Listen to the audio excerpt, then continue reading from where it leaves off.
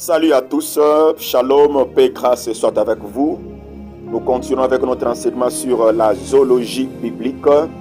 Nous parlons sur le 11e animal, je crois, qui est le cheval. J'avais parlé que je vais dire par rapport aux 6 enseignements bibliques que le cheval a à nous enseigner. Et nous avons parlé de 3 significations. Premièrement, que le cheval symbolise la guerre. La guerre, la Bible dit que le cheval est équipé au jour de la bataille, mais la victoire appartient à notre Dieu. Quand nous voyons les chevaux, nous voyons que c'est la guerre. Les chevaux étaient utilisés comme des chars de combat pour le moment. Lorsque vous voyez des chars de combat entrer dans votre ville, dans votre territoire, venant sur un pays étranger, sachez que ce sont les ennemis qui sont en train de venir. Alors, deuxièmement, nous avons dit que le cheval nous parle aussi du Seigneur Jésus. Troisièmement, le cheval aussi nous parle de l'armée de l'Éternel. Et aujourd'hui, j'ajoute encore un autre point, 3 points. Le cheval nous parle aussi de l'armée du diable. Donc, nous avons révélé que le cheval, bien le chevaux symbolise la grande armée de l'Éternel. Mais attention, le diable est un grand copieur et imitateur.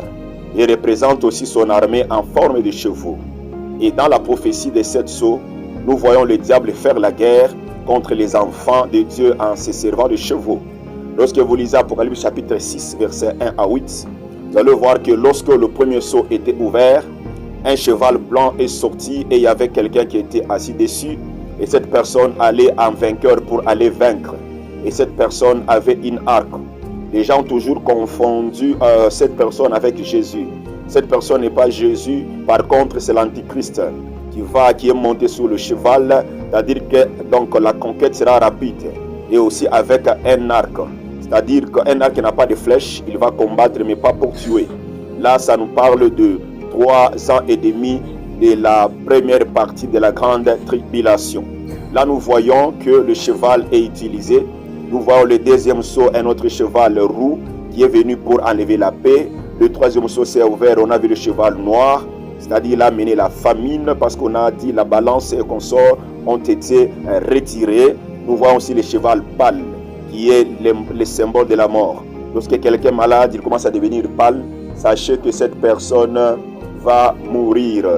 Donc vous allez voir que le diable utilise aussi le chevaux pour copier Dieu, pour embrouiller les choses. Pharaon qui a l'image du diable, pour attaquer et poursuivre les enfants d'Israël, il utilisa des chevaux avec des hommes. Vous voyez, par la puissance glorieuse de Jésus-Christ et son armée et son chevaux, ils furent engloutis dans la mer Rouge.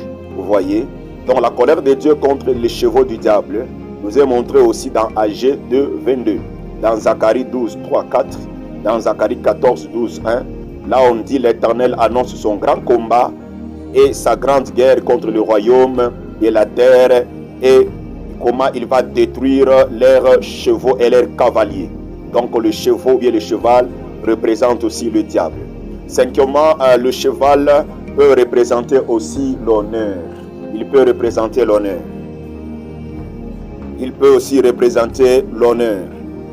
Donc nous prenons Esther chapitre 6 versets 7 à 11. Nous voyons lorsque Mardoché a été honoré, après avoir vaincu Aman et après avoir révélé le plan que le roi devait être mis à mort, le roi l'a honoré. On a ordonné qu'on lui donne un cheval, qu'il monte et qu'il commence à partir même sur les lieux publics. Donc on peut aussi utiliser le cheval pour honorer. Donc le cheval est aussi il est symbole de l'honneur. Lorsque nous voyons notre Seigneur Jésus-Christ, il a aussi été mis sur un anneau, le petit dynanès, dans le sang du cheval. Donc nous devons comprendre, bien aimé, que c'est lui qui mérite l'honneur, c'est notre Seigneur Jésus-Christ, c'est lui qui mérite le cheval d'honneur.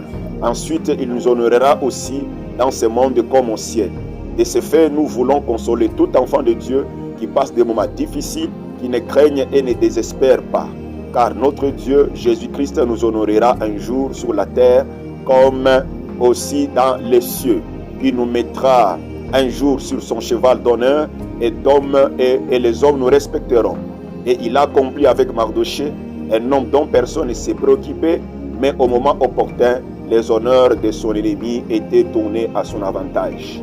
Et dernièrement aussi, le cheval peut nous parler de la vitesse, peut nous parler de la rapidité dans le déplacement. Donc la Bible peut utiliser le cheval pour nous parler de la vitesse, de la rapidité dans le déplacement. Le cheval est aussi utilisé pour le transport, pour les courses, surtout pour sa rapidité dans le mouvement. Ici, lorsque Dieu prend la forme du cheval, il veut nous enseigner que pendant que nous avons besoin de l'intervention divine, il ne tarde pas. Il vient en utilisant la rapidité du cheval. Que Dieu vous bénisse. En conclusion, sur le cheval, en guise de conclusion, nous disons que le cheval véritable, c'est le Seigneur Jésus qui est fort, puissant dans la bataille ou dans la guerre. C'est lui qui a l'honneur et qui honore, et il a la rapidité dans toutes ses interventions. Le diable aussi se présente en cheval comme le roi Pharaon, qui a l'image du diable et qui avait poursuivi les enfants de Dieu avec ses chevaux. Exode 15, 21. Heureusement qu'il y avait la prophétie de Genèse 19, 47, 17 qui disait que Dan serait un serpent qui devrait mordre les talons du cheval pour que le cavalier tombe à la renverse. Donc vous allez voir que selon le campement, Judas était devant et Dan était derrière. Et Dan, il était aussi le symbole du serpent. Et quand Pharaon venait avec ses chevaux, cette prophétie s'est accomplie parce que Dan avait mordu les chevaux de Pharaon et tous étaient tombés à la renverse.